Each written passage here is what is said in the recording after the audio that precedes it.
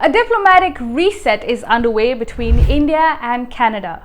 Prime Minister Modi's patient yet firm stance has made Canada blink, and Mark Carney is making all the right moves.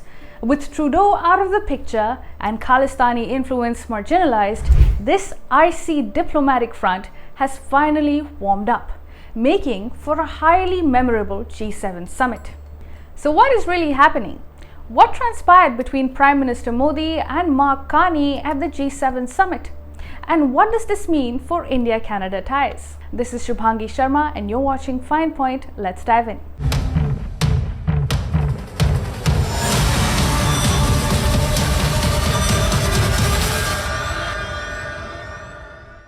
Prime Minister Narendra Modi's arrival in Alberta, his first visit to Canada in nearly a decade, has coincided with the G7 summit held in the pristine setting of Kananaskis, nestled in the Canadian Rockies. While a rattled group of Khalistani protesters tried to make noise, they ultimately failed to overshadow the real story, a significant diplomatic shift between New Delhi and Ottawa. Bharat और Canada मिलकर के अनेक क्षेत्रों में प्रगति करेंगे. Canadian Prime Minister Mark Carney's warm reception of Modi was more than just ceremonial. It was a signal that Canada is turning a page. Notably, Carney acknowledged transnational repression, a term often used in Canadian parlance around the Hardeep Singh Nijjar killing, but crucially, he also mentioned terrorism in the same breath, recognizing India's consistent concerns about Khalistani extremists operating out of Canada. And it's a testament to the importance of your country, to your leadership, and to the importance of the issues that we look to tackle together, from energy security, from the energy transition that you're helping to lead, to the future of artificial intelligence, to the fight that we have against transnational repression, against terrorism, against other factors.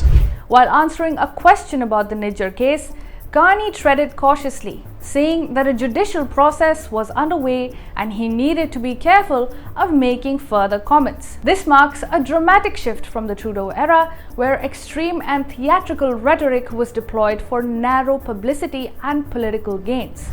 A major sign of progress was the agreement between the two leaders to, and I quote, designate new high commissioners with a view to returning to regular services to cities and businesses in both countries. This is a restoration of diplomatic ties that had been downgraded during Trudeau's spat with India. This was when embassies in Ottawa and New Delhi had slashed staff in escalated tit-for-tat measures against each other. In fact, ahead of the meeting, the two countries made a pact. This was an agreement on intelligence sharing on terrorism and crime, directly addressing India's concerns. Under this, the law enforcement agencies on both sides would cooperate with each other. For Canada, this can be sold as cooperation in the Nijjar case. But for India, this means cooperation on countless terror and crime cases involving Khalistanis and other criminals, not to mention a road to their extradition. This moment marks the success of Modi's steady, firm, and patient diplomacy. India has remained consistent in its stance on terrorism, extremism, and criminal syndicates, and never wavered even when faced with Trudeau's political theatrics and international mudslinging. Modi's maturity and firmness here have absolutely paid off. He refused to dignify Trudeau's provocations and instead let facts and India's red lines speak for themselves. Now, it is noteworthy to mention what a roller coaster of a ride India-Canada ties have been. Prime Minister Modi's last visit to Canada was in 2015, a decade ago, when Stephen Harper was Prime Minister. Harper had recognized the threat posed by Khalistani terrorism and chose to push trade and strategic cooperation with India. It was Harper's government that reversed Canada's position on India's nuclear program, clearing the way for Canadian uranium to enter the Indian market. Stephen Harper's policies doubled bilateral trade to $4 billion at the time. But everything changed when Trudeau came to power. Under him, Canada slowly became a haven for Khalistani extremists, cooperation with India on terrorism and crime diminished, and Justin Trudeau openly pandered to the Khalistani lobby that propped up his minority government. The 2018 debacle, where Trudeau's India visit included a convicted Khalistani on his guest list, was just the beginning. Things nosedived further in 2023 when Trudeau accused India of involvement in Niger's death, an allegation that lacked evidence. Rather than responding to legitimate Indian demands for extraditing criminals and terrorists, Trudeau's government resorted to media theatrics, painting India as a perpetrator of so-called foreign interference and transnational repression. The result was the worst deterioration in India-Canada relations seen in decades. But Trudeau's political gambit has ultimately collapsed. His handling of India-Canada ties, driven more by vanity than statecraft, unraveled under pressure. Facing mounting criticism from within his own party, Trudeau was eventually forced to step down as Liberal Party leader. This opened the door for Mark Carney, who took the reins and led the party to victory, even as Canada came under intense pressure from a confrontational Trump administration. Now, Mark Carney is no Justin Trudeau. He is a pragmatic leader. Mark Carney is not a man of showmanship like Trudeau, but a seasoned economist who has formerly led the central banks of Canada and the United Kingdom. Carney brings a different tone to Ottawa, one of measured pragmatism. In fact, his campaign had already signaled a rethink on India. Upon taking office, he quickly set about recalibrating Ottawa's foreign policy. Carney extended the invitation to Modi for the G7 summit, recognizing India's growing global influence. India, the fifth largest economy in the world, effectively the most populous country in the world, central to a number of those supply chains, at the heart of a number of those supply chains, so it makes sense.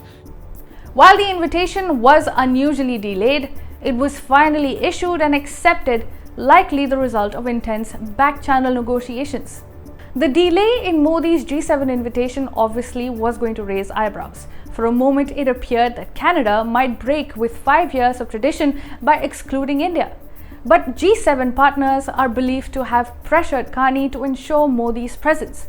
Excluding India, an indispensable global actor in economic supply chains, the Indo-Pacific, and clean energy, would have sent the wrong signal. India too seems to have leveraged its position. It made clear that an invitation without guarantees on security, on Khalistani threats, and on actionable diplomacy would not be accepted. Once those were secured, Modi's trip was confirmed. According to sources, India made its expectations absolutely clear. Any outreach must come with meaningful action, not just optics. The outcome was a breakthrough agreement, as I said, on intelligence sharing related to terrorism and crime and extremist activity. This deal is perhaps the most substantial move yet, clearly reflecting Canada's acknowledgement of India's concerns. The Khalistani lobby now is reeling. Their worst nightmare, a coordinated crackdown on their finances, networks, and protection, has begun to unfold. Prime Minister Carney, for his part, managed to walk a fine line, avoiding further escalation, managing media criticism at the same time, and showing the maturity that his predecessor lacked. In fact, Carney has been sending all the right signals and making all the right moves in his bid to normalize relations with India. First signs were when he stressed on economic ties with India even before his election. Then he began to clean house. He acted swiftly to distance his government from Khalistani elements.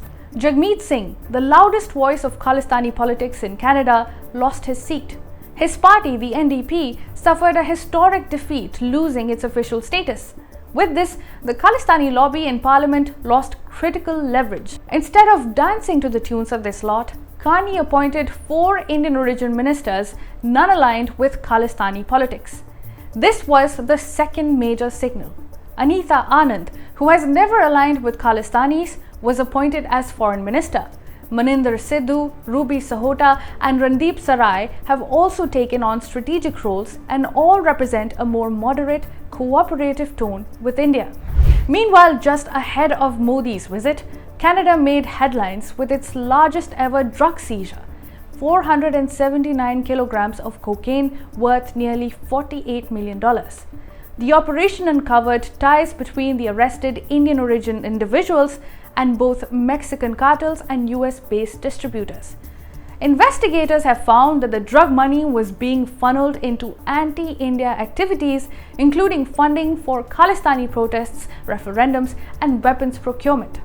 Intelligence sources in India have indicated ISI backing in this operation, with drugs trafficked to finance extremist groups in Canada. This bust not only vindicated India's repeated alarms but also pushed Canadian law enforcement to act decisively. So how does the road ahead look? Modi and Carney's handshake at Kananaskis was more than symbolic. It marked a potential turning point.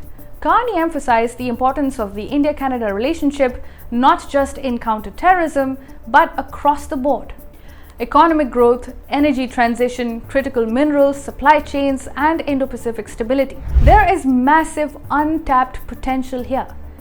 Current trade stands at just $8.6 billion, a fraction of what it could be.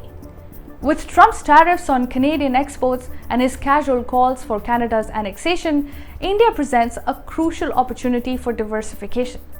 Canada's mineral-rich economy complements India's manufacturing needs, particularly in rare earths, uranium, and clean energy inputs. In fact, with nuclear energy demand going up in India, a strategic uranium supply from Canada could make ties more resilient. There is also a rich people-to-people link here. There are hundreds of thousands of Indian students and immigrants in Canada, most of whom reject Khalistani extremism and yearn for better bilateral relations. If all goes well, talks for a free trade agreement, which were cancelled amid Trudeau's diplomatic clash with India, can be revived to explore the trade potential of this relationship. India has just signed a massive trade deal with the UK, and Carney would be inclined to follow suit in due course. But challenges remain. Trudeau's legacy still casts a long shadow. Canadian intelligence agencies such as CSIS continue to group India alongside adversaries like China, Russia, Iran, and Pakistan under the broader banner of foreign interference, a narrative that Khalistani groups are only too happy to exploit. Jagmeet Singh, though politically diminished, still claims that Indian agents were spying on him, and sections of the media are eager to amplify such claims. For the reset to hold, Canada must deliver on its commitments, clamp down on extremists, work back on anti-India propaganda, and avoid pandering to fringe lobbies. For India, therefore, cautious optimism must remain the mantra. The trust deficit won't disappear overnight, but this time there is a reason to believe. India-Canada relations had hit rock bottom at one point, but India's stern, no-nonsense diplomacy has ensured that Canada woke up to its red lines. With patience and grace, Prime Minister Modi strategically left room for Carney to make amends, and the new Canadian leadership ultimately did so the first chance it got.